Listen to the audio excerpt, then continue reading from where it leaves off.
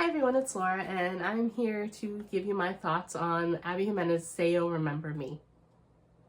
So this book I listened to as an audiobook only because I'm trying to be better about buying too many books, and I figured I would listen to it and see if I liked it before getting a physical copy, and I did enjoy this. Only after I listened to it did I realize that this is getting quite mixed reviews from what I see on here. I've heard some people say that they don't like kind of the cultural references to it, basically because the male love interest, Xavier, is often referred to kind of as Rhysand, which I think is one of the Sarah J. Maas characters, I don't know, and he's referred to that a few times, and people didn't like that because they think that years down the road this can kind of date it or whatever. But I mean, just it was mentioned a few times. It didn't bother me that much. Like I said, I'm not familiar with that character, but I kind of understood the meaning. They describe what he looks like and how he's kind of more tall, dark, and broody in your first impressions. So I don't know. And then other people didn't seem to like the relationship between the two of them, which kind of surprises me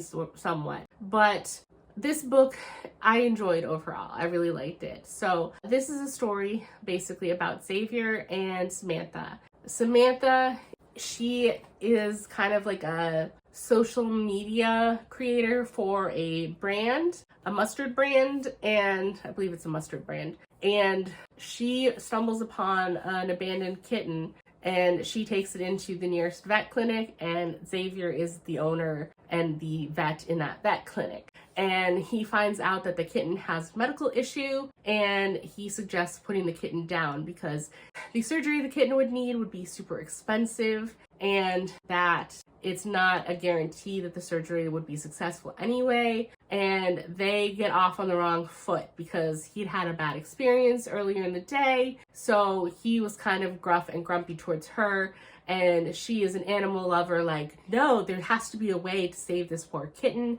And so they kind of get off on the wrong foot. But they eventually have another encounter, and both of them are still left with a strong impression of the other one. And while he is basically physically attracted to Samantha, she also is physically attracted to Xavier, but thinks he's kind of a jerk. But they do encounter each other again, and they get along better this time, and Xavier ends up asking Samantha out on a date, and she agrees. Well, part of the date doesn't start off really well, but they get along very well, and they don't want the evening to end. So kind of in a last-ditch effort, they decide to go to an escape room to eat up time because it's getting late in the evening, and that's kind of the only thing that they could find that's open. But unfortunately, because it's so close to closing time, the employee leaves, and they're stuck in there. They solve the escape room, but things don't open immediately, and they're kind of stuck in there until someone from the daytime shift comes to let them out. So they're kind of bonded through that shared experience. And then Xavier is very interested in continuing things with Samantha. Unfortunately, when he drives her home, he finds out that she is moving basically that day, and that there is no future for them, because he does feel that draw and that click, and that she could be the one for him. But she, like most Abby Jimenez books, I believe this takes place in Minnesota, and she is flying to be with her family back in California to help for her mother who has advanced dementia. So that there is a trigger warning at the beginning of the book for a few different things, but one of the major trigger points in this book is advanced dementia. And you see her interact with her mother, and it is hard to read sometimes. And I can imagine as a reader, if you are someone that deals with that on a regular basis, it could be hard reading about a character going through the same things, because it is very harsh sometimes who she doesn't remember, and the things she doesn't, and the situations that she gets into because of her dementia. So they basically agree that there's no future for their relationship because Xavier, he only recently opened his vet clinic within like the last year or so. So he's in a lot of debt from basically the loans for all of the equipment and the building. And even if he sold his clinic as is right now, the value of everything depreciates basically as soon as it's used. So he wouldn't get enough to pay off all his debts. So it's not like, even if in cheesy romantic movies where he'd be willing to just sell it all and move to be with her in California, there's no way that would be a smart decision whatsoever. So they agree not to continue the relationship, despite both of them feeling like they have that special spark between them. But as time goes on, neither of them can forget each other, and Xavier does fly to California under the excuse of there's a conference of some veterinary subject in California, and it's only like an hour away from where she lives, so he might as well stop by and see her. And there they kind of reconnect, and he basically begs her to give him a shot, and they agree to see if they can somehow make it work between phone calls and occasional visits. But she is not exactly raking in the dough from her job. She's just thankful that she can kind of work from home so she can still be there and take part with her family members, her father, her brother, and her sister, to take care of her mother. And what I've seen some people criticize is that they say Xavier clearly puts more effort into this. And I don't necessarily agree because, like I said, they're both not rolling in dough. Neither of them are rich by any means. So it's not like you can just be zipping across the country whenever they want to. And they had agreements about, all right, maybe every like 2 or 3 months I can fly to you, and then the next 2 or 3 months you can fly to me. But Xavier is the one that is very impulsive and kind of can't deal with the separation. And so there's a few times where he pushes himself too hard, or he's willing to go into more debt than he's already in to get an extra plane to see her. And I don't really hold that against Samantha, because some people are like that, where you can deal with long distance. I mean, I don't know how many people in real life I've seen say that they just aren't built for long distance. And Samantha is one of those who just didn't think there was any way it could work. And she fully likes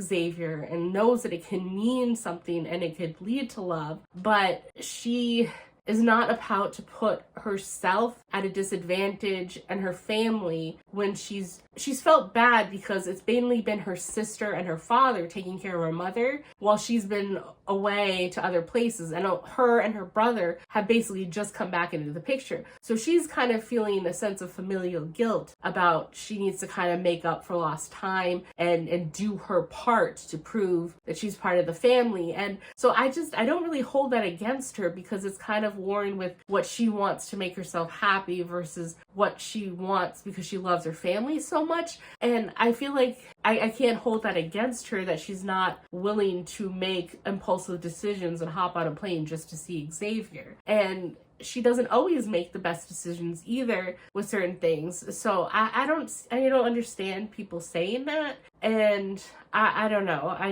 I mean, everyone reads things differently, and I understand that, but I'm always interested to see how differently people interpret certain relationships in certain books. But I found this very interesting because they both basically felt the draw. Samantha was willing to ignore the draw they felt towards each other because she just thought it was so infeasible. Xavier was the one who forced her to rethink things, and she reluctantly agreed. And it caused both of them a lot of pain and heartache. And even as they fully got more invested and more in love with each other, they still didn't know how they would make it work, because even if they were willing to wait the years it would take for Xavier to pay everything off and he could sell his vet clinic, that's a long time to deal with a relationship long distance like that. And Xavier was trying to cut down that time by overworking himself, and that's not healthy. And so something's got to give at some point. So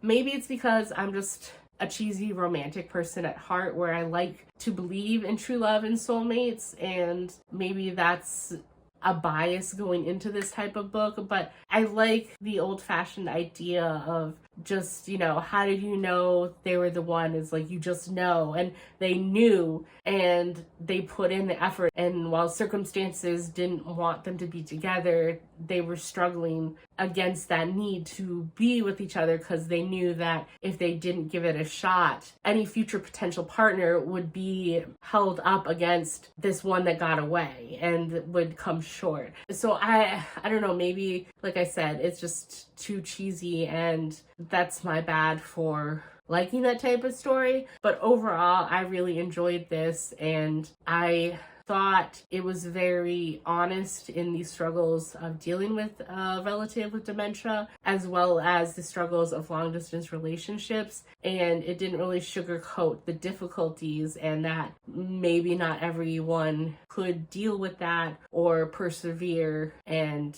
I liked this book a lot. So I ended up giving this 5 stars. And from what I understand, this is going to start another trilogy of interconnected books. So I don't know if it's been divulged yet who the second book will be, but I'll be curious to see of the characters from this book who it might be in the second book, and I will continue on. I am a little upset though that I went to get the book after listening to it in audiobook format to the store, and they didn't have any paperback copies. They were all hardback, and they looked like lovely hardback, but I just want all my Abby Jimenez books to match, and they are all paperback. But then I get upset because none of the paperbacks are the same size. Of the Abby Jimenez books that I've read, that I own, that I'm keeping, Part of Your World and Just for the Summer are the same size. Yours truly is shorter than both of those, even though I got all of them at my local Barnes & Noble store. This book, which I ordered online, is the only paperback option given to me for this book. Although looking at it, I don't know if it's supposed to be large print or something. It doesn't say anything on there, but this book is bigger than any of the other books. So I wanted my paperback editions so that they will all match on my shelf, and they don't. So that's just a struggle that I dislike, and I wish that the publishers wouldn't pull stuff like this. It's very frustrating. I got the paperback edition specifically to match other ones on my shelf, and it doesn't. Other than that, it's a paperback. But go figure. Hopefully that's something that they can figure out in the future. And I don't know, we'll see about that. But 5 stars, I liked it. So despite what other people say, I at least really enjoyed that. And hopefully I've given you enough information so that you can decide whether or not this is a book for you. That's it for this video, and I will see you in the next one. Bye!